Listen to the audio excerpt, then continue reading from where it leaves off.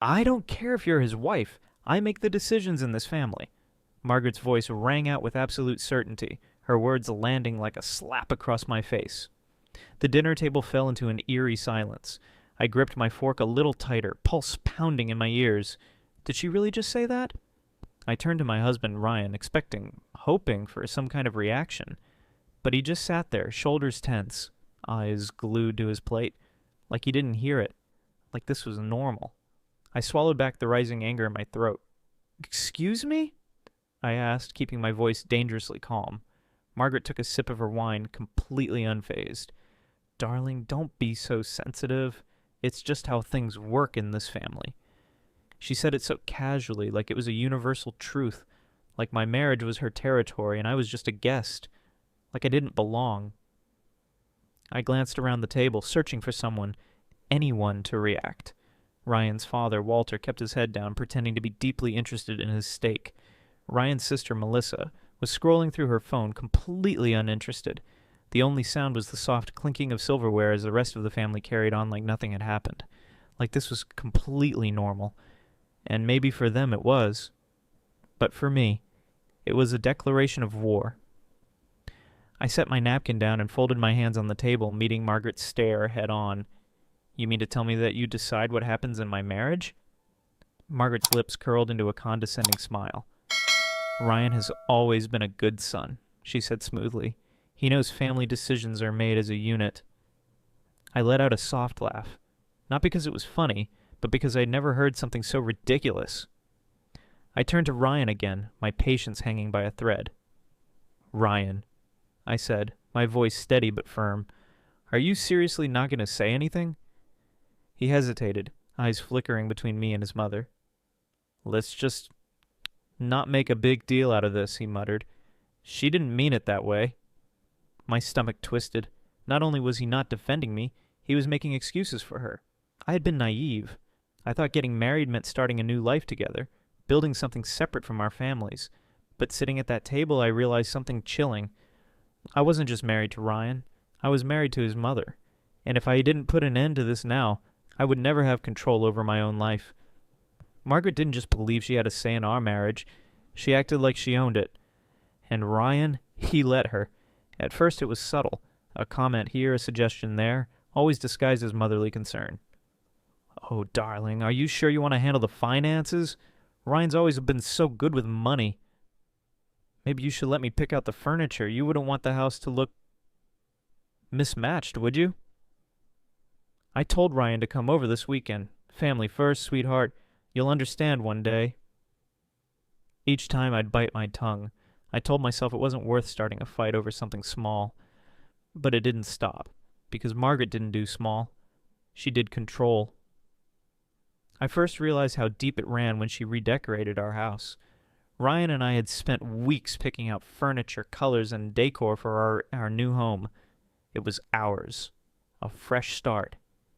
Then one afternoon I came home to find Margaret in my living room, directing a team of movers like a general on a battlefield. The couch we picked? Gone. The artwork I loved? Replaced. Everything looked like it had been ripped straight from her house. I stood there gripping my keys, my pulse pounding. "What the hell is this?" Margaret barely glanced at me.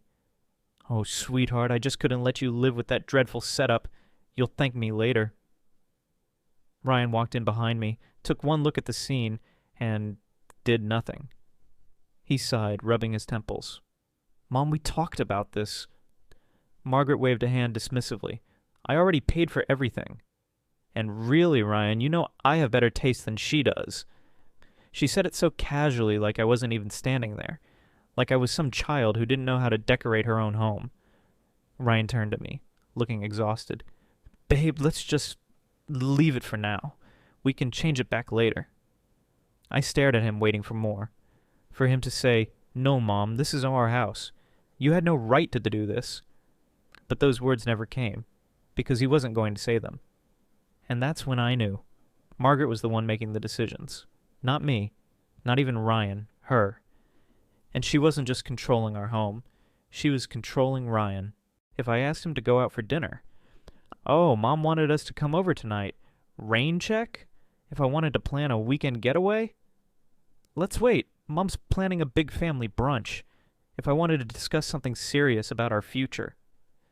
Mom thinks we should wait before making any big decisions. Mom thinks. Mom wants, Mom said. At what point did Ryan get to have an opinion? At what point did I? It wasn't just frustrating, it was suffocating. But the breaking point, that came when Margaret tried to control my career. One morning I got a call from my boss. He sounded awkward, hesitant. Hey, listen, someone called the office about you, said you might need more time at home? I blinked. What? She said she was your mother-in-law, and that you were struggling with balancing work and marriage. I froze. Margaret. She had called my job behind my back without telling me. I hung up without another word, my hands shaking with rage. This wasn't meddling, this was an attack. She had just made a very big mistake. Because I wasn't just angry anymore, I was done. I sat in my car for a long time, my hands gripping the steering wheel so tightly that my nails dug into my palms. Margaret had called my boss. She had actually picked up the phone, posed as a concerned mother-in-law, and tried to sabotage my job. I shouldn't have been surprised. Not after everything she had done. But this was different. This was deliberate, manipulative, and a direct attack on my independence. I could feel my heart pounding in my chest, not just from anger, from the sheer audacity of it all. I took a deep breath, trying to steady my thoughts, but a cold, calculated fury had already settled inside me. Margaret had just made a very big mistake. That evening I didn't wait. The moment Ryan walked through the door, loosening his tie, he barely had time to drop his keys before I confronted him. Did you know? I asked, my voice steady but dangerously calm.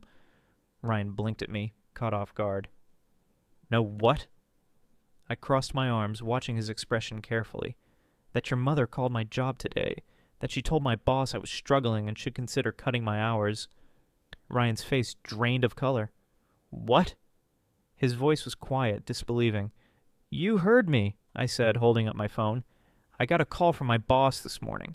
He was polite, but he made it clear that someone of your mother contacted him, claiming to be helping me manage my workload. Ryan ran a hand through his hair, already falling into his usual excuses. Babe, she probably thought she was doing you a favor. A favor? My voice rose before I could stop it. Ryan took a step back. I inhaled sharply, pressing my fingers against my temples. Ryan, this isn't a favor. This is control. This is her actively trying to sabotage my job because she thinks she has the right to decide what's best for me.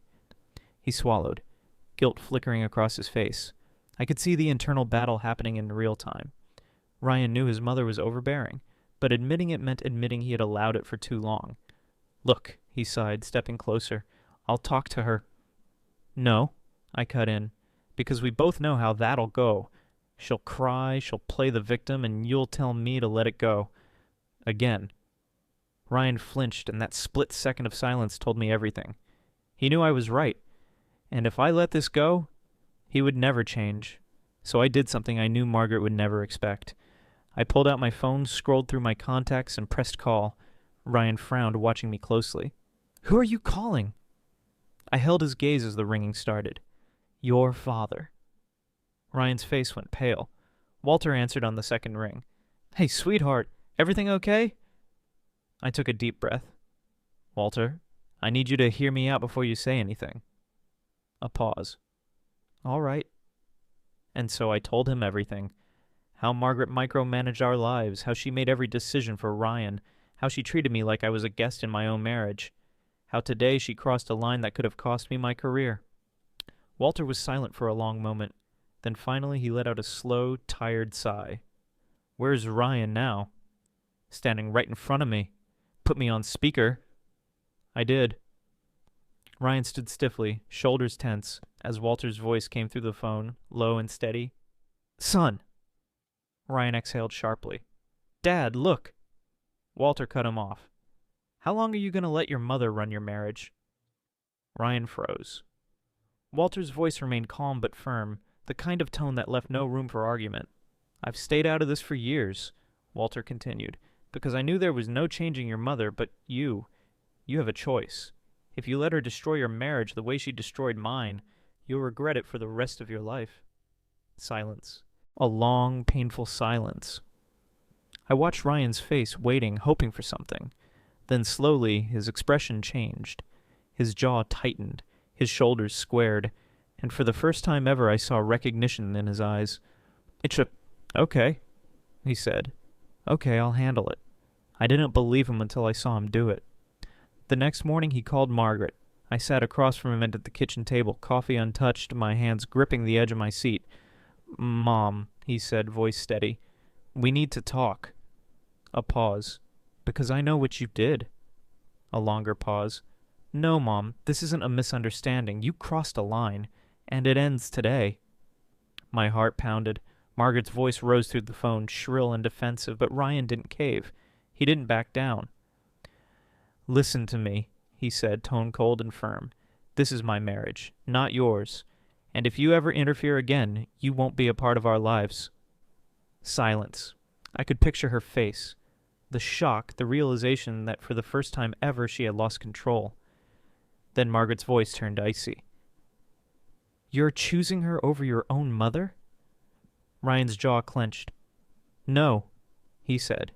"I'm choosing my wife. And if you can't respect that, then you don't deserve to be part of our lives." I swallowed hard, my throat tight. I had waited for this moment for so long. Ryan hung up. And just like that, the chains snapped. Later that night, I stepped onto the porch, the cool air nipping at my skin. Ryan followed, his arms wrapping around me from behind. "I'm sorry," he murmured.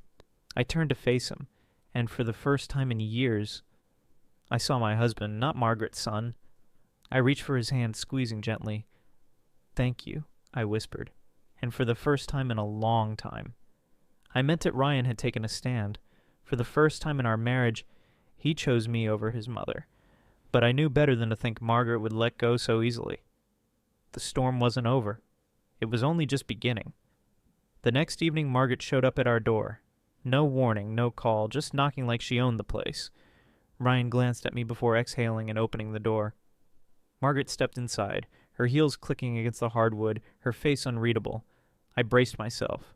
But what I wasn't expecting was the way she looked. Margaret always carried herself with an air of superiority, shoulders back, chin high, like the queen of a dynasty. But now, she looked small, like a woman who had lost something she never thought she could lose. She turned to Ryan, her lips pressed into a thin line. "So this is it? After everything, you just cut me off?" Ryan's jaw tightened. "No, Mom. I set a boundary." Margaret let out a humorless laugh. "A boundary," she repeated. "A boundary that your mother, am not allowed to cross?" I took a step forward, my voice steady. "A boundary that should have existed from the start." She finally looked at me, and for the first time I didn't see anger in her eyes. I saw fear. Not fear of losing control, fear of being left behind. Margaret took a slow breath, her gaze flickering between us. Then softly she said, "You don't understand. Everything I did was to protect him." Ryan frowned. "From what?" She hesitated, and for the first time I saw a crack in her armor. She looked at Ryan, and in that moment I realized something. She wasn't just a controlling mother. She was a woman who had lived her whole life terrified of losing her son. She sighed, pressing a hand to her temple. "Your father," she said quietly. "He never put me first. Not once. Everything I did was for our family, and he—" She swallowed. "He always let me down. He always made me feel like I was, disposable." Ryan's expression softened, but he didn't speak. Margaret shook her head. "And then you came along. My son. The only person in my life who made me feel like I was enough. Like I was important. And then she—" Her eyes flicked to me. "Then she came in and took you away." I let out a slow breath. So this was the root of it. She didn't just want control. She wanted to matter, to feel needed. And in her mind, I had taken that away from her. Ryan ran a hand down his face. "Mom," he said, his voice gentler now, "you're not losing me.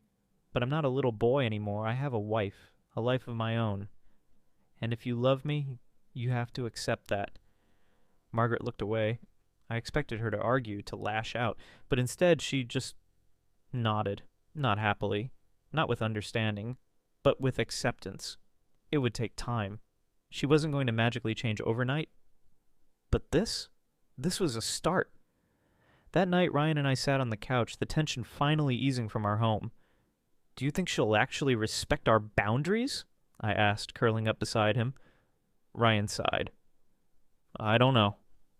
He looked down at me, his hand sliding into mine. "But I do know one thing. No matter what happens next," he squeezed my hand, "she's not in charge anymore." Margaret didn't change overnight. People like her never do. But something had shifted. For the first time, she wasn't fighting back, she was listening. And that was more than I ever expected. After our confrontation, she kept her distance for a while. No more unannounced visits, no more phone calls dictating our lives. It was quiet. Too quiet. And then, one afternoon she called. Not Ryan. Me. I hesitated before answering. "Margaret?" A pause, then a sigh. "I don't know how to do this," she admitted. "Being separate." I blinked. Margaret admitting weakness? That was new. She cleared her throat. "I know I've been difficult. I know I've crossed lines. But the truth is, I don't know how else to be." Her voice was smaller than I had ever heard it. I pressed the phone tighter to my ear. "Margaret," I said carefully, "I know you love Ryan. And I know you've spent your whole life making sure he's okay. But love isn't about control. It's about trust. And if you really love him, you have to let him live his own life." She was silent for a long time. Then softly she asked, "How?" That's when I realized something. She wasn't just a difficult mother-in-law. She was a woman who had lost herself in the role of caretaker. She had poured everything into Ryan, so much so that she didn't know who she was without him. And now she was asking for help. From me. So I helped her. At first it was small things. I suggested she reconnect with old friends. She laughed at the idea, brushing it off. Until a week later, Ryan casually mentioned she had gone out for coffee with an old coworker. Then I suggested she take a class. Something just for her. She scoffed at the idea, but a month later she emailed me a photo of a half-finished painting. "I'm terrible at it," she wrote, "but I like it."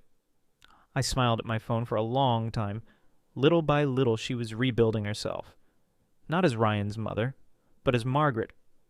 She still had moments. Old habits die hard. But the difference? Now she caught herself. Once she called Ryan to remind him to book a doctor's appointment. Then halfway through she stopped herself and muttered, "Sorry." "That's not my place anymore, is it?" Ryan smiled. "No, Mom, but I appreciate you caring." And just like that, the tension melted away.